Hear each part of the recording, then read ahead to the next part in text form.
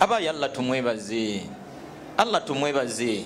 Obulamu Allah tajja tuwa byonna, tuyina kuwa muwendo byatukoledde tutebenkerera okwo.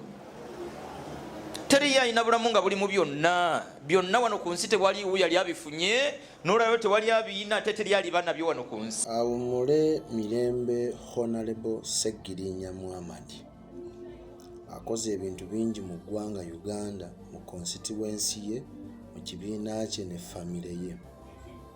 Bangi mwavudde ne mugamba nti naye lwaki bannayuganda musiima nnyo abantu abagenzi abafudde?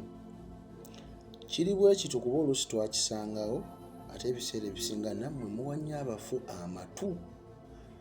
Bw'ogenda ku majja n'ojja n'osiima omulamu olw'okuba tabeera na mafuta oba tatrending oba talina traffic ku intaneti, teri agenda biwuliriza. Kati abantu ne bafuna chance ng'omuntu bamusiima afudde. Ngenda kozesa omukisa guno okusiima omuntu omulamu mu bulamu bwa Sseggirinya Muhammad. Subscribing Exportive YouTube channel, Facebook page Omwana Soda, TikTok account Omwana Soda.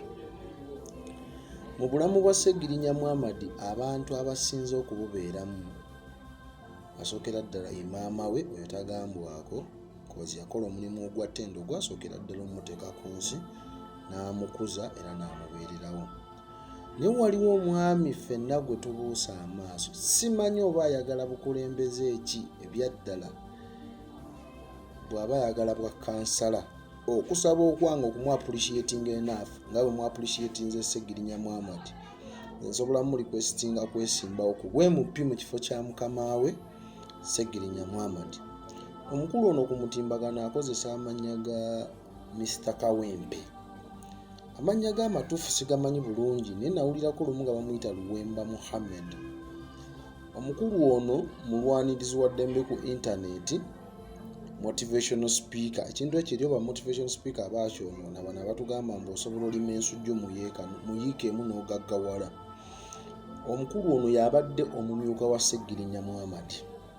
Bw'oba ogoberedde obulamu bwa Sseggirinya Muhammad from day one, omuvubuka ono either omumanyi by face naye nga tomumanyi linnya oba omumanyi erinnya. Omuvubuka ono abaddewo mu bulamu bwa Honorable Sseggirinya Muhammad from day one paka olunaku lwe yafa. Nze nafunako omukisa n'enkuba ku Honorable Sseggirinya Muhammad ebirozo mu ddwaliro Kawempe Ensambya. Omuvubuka ono namusanga nga yeebase ku seminti nga beebakayo ne maama wa Sseggirinya Muhammad. Omuvubuka ono ennyonyi yazirinnya, ebweru w'eggwanga yagendanga okurepresentinga omubaka we, yayimiriranga mu parliament, yayimiriranga mu bifo ebyenjawulo okukiikirira mukama we. Omuvubuka ono bamuyita Mr. Kawempe. Mu kuziika yabaddewo buli wamu era nsuubira y'omu ku bantu ababadde bamanyi obulamu bwa Sseggirinya obw'omunda. Koza omuntu atuuka okuwa okubeera assistant we boy oba muntu we naddala mu bintu bya politics oba muntu we nnyo. So omuvubuka ono yenna amulabako bannange n'amumanyi. Mbadde mbasa omuvubuka ono tumusiime ye ng'akyali mulamu. Mwagambye mbu Sseggirinya teyasiimibwa kimala ate nga yeesi. Naye omuvubuka ono nsuubira ng'oggyeko maama we teri mulala amusinze kubeerawo obulamu bwa Sseggirinya. Si bubeeramu bubeezi wabula n'obumubeererawo buli nsonga yonna. So muganda wange Luwemba Muhammad, tomanyi nze nkumanyi naye gwe tomanyi, naye yonna gy'oli weebale nnyo, weebalire ddala.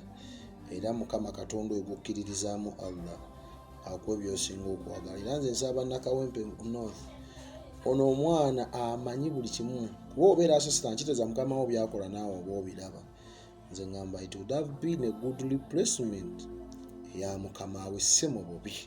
Thank you so much. Omwoyo gw'omugenzi Mukama agulamuze kisa. Nze Omwana Soda. Nze Muhammad Luswa Luwemba ndi mukulembeze era nzize okusympathizinga n'abantu baffe wano Kaleerwe olw'enjegene eyaguddewo.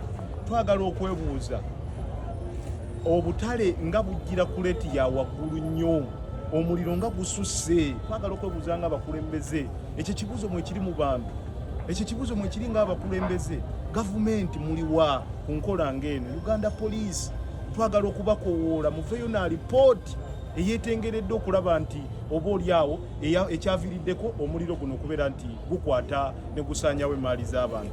Uganda Police era bwe twagala okubeera nti tubakowoola ekitongole kya Flying Gundi kino ekizikiza omuliro okulaba nti kivaayo okulaba nti kisomesa abantu singa enkola ngeno okulaba nti senga enkola ngeno etuukawo senga ekibambanga kino kituukawo mu bantu ng'emaali y'abantu esaanawo bayinza kwetaasa batya bayinza kutaasa batya emaali zaabwe.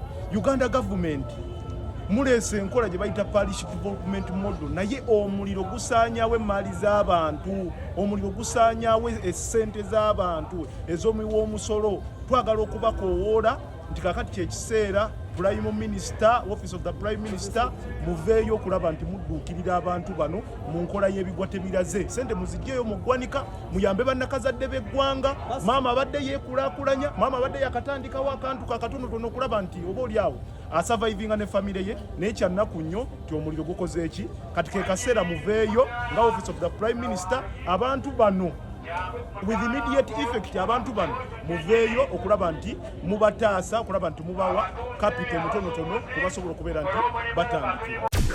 Export TV to the world.